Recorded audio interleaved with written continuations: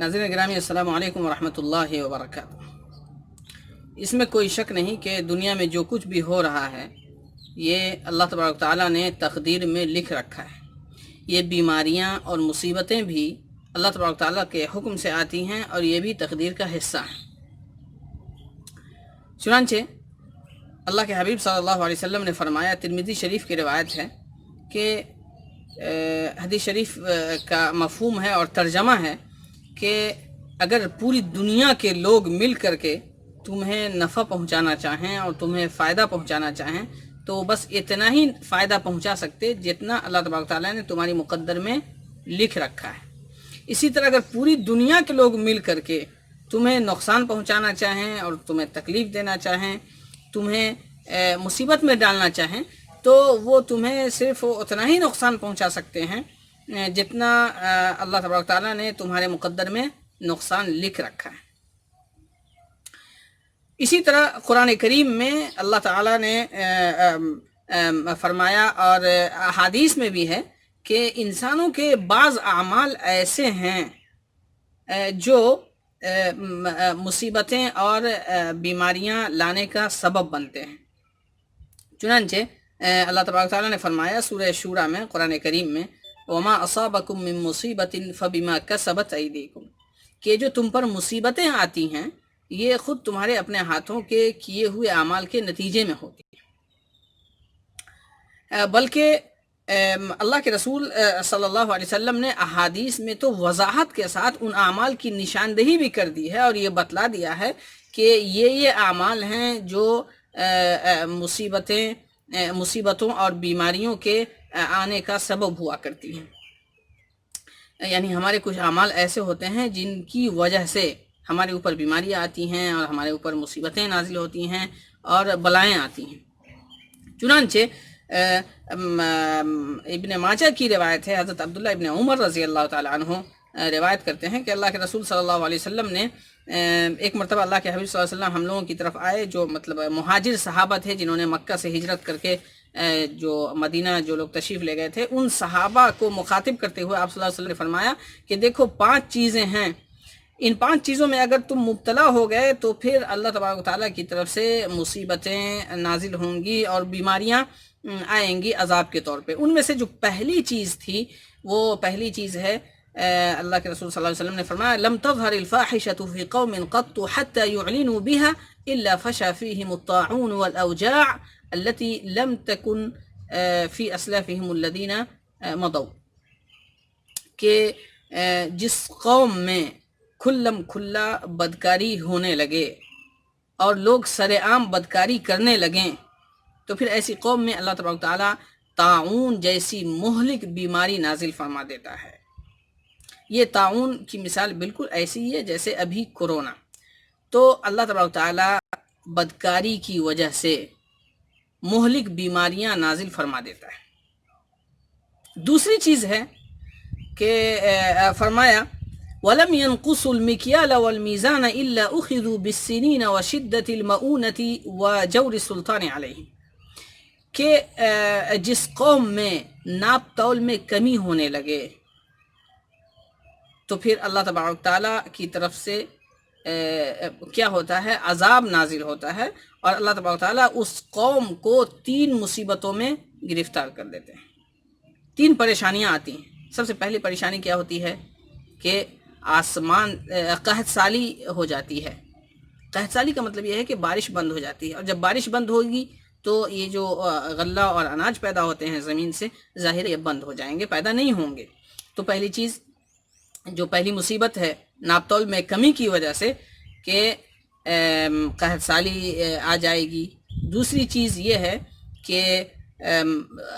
مہنگائی پھیل جائے گی، اور تیسری چیز یہ ہے کہ اللہ تبارک تعالیٰ ظالم وزیر اعظم مسلط کر دیں گے۔ تیسری جو چیز ہے، پہلی چیز ہوئی بدکاری عام ہو جائے، دوسری چیز ہے ناپ تول میں کمی، اور تیسری چیز ہے وَلَمْ يَمْنَعُوا زَكَاةَ أَمْوَالِهِمْ إِلَّا مُنِعُوا الْقَطْرَ مِنَ السَّمَاءِ وَلَوْلَا الْبَهَائِمُ لَمْ يُمْطَرُوا۔ تیسری چیز یہ ہے کہ جب مالدار لوگ اپنے مالوں کی زکوٰۃ نکالنا بند کر دیں تو اللہ تبارک و تعالیٰ آسمان سے بارش کے قطرے بند کر دے گا۔ پھر آپ صلی اللہ علیہ وسلم نے فرمایا کہ دیکھو، اگر یہ چوپائے اور جانور نہ ہوتے، یہ مویشی نہ ہوتے، یہ بکریاں، یہ بھیڑ، یہ خصی، یہ بیل، گائے، بھینس، اگر یہ جانور نہ ہوتے تو اللہ تبارک و تعالیٰ ایک ایک قطرے کے لیے ان لوگوں کو ترسا دیتا جو لوگ زکوٰۃ نہیں نکالتے ہیں۔ لیکن شکر کرو کہ یہ چوپائے موجود ہیں، اس وجہ سے اللہ تبارک و تعالیٰ ان لوگوں کو بھی بارش تو ایک نعمت ہے، پانی نعمت ہے، تو پانی کی نعمت اللہ تبارک و تعالیٰ ان لوگوں کو بھی عطا کرتا ہے جو زکوٰۃ نہیں دیتے ہیں، اور اس کی وجہ کیا ہے؟ یہ چوپائے۔ چوتھی چیز جو فرمایا حضور اکرم صلی اللہ علیہ وسلم نے وہ یہ ہے وَلَمْ يَنْقُضُوا عَهْدَ اللَّهِ وَعَهْدَ رَسُولِهِ إِلَّا سَلَّطَ اللَّهُ عَلَيْهِمْ عَدُوًّا مِّنْ غَيْرِهِمْ فَأَخَذُوا بَعْضَ مَا فِي أَيْدِيهِمْ کہ یہ لوگ جو لوگ اللہ اور رسول صلی اللہ علیہ وسلم سے کیے ہوئے عہد و پیمان کو توڑ دیں، یعنی نماز گول ہونے لگے، بدکاری عام ہو جائے، زکوٰۃ کی ادائیگی نہ ہو، مالدار لوگ حج نہ کریں، بے پردگی عام ہو جائے عورتوں میں، بلکہ مردوں میں بھی بد نظری عام ہو جائے، اور قرآن کریم کو طاقوں میں سجا کر رکھ دیا جائے، لوگ قرآن کریم سے دور ہو جائیں، تو جب یہ چیزیں آ جائیں، یہ ساری چیزیں اللہ اور اس کے رسول صلی اللہ علیہ وسلم سے عہد و پیمان کے ضمن میں آتی ہیں، جب یہ عہد و پیمان توڑ دیا جائے تو پھر اللہ تبارک و تعالیٰ دشمن مسلط کر دیتا ہے۔ پھر کبھی ہم یہ سنتے ہیں کہ فلاں گھر میں چوری ہو گئی، فلاں گھر میں ڈکیتی ہو گئی، فلاں علاقے میں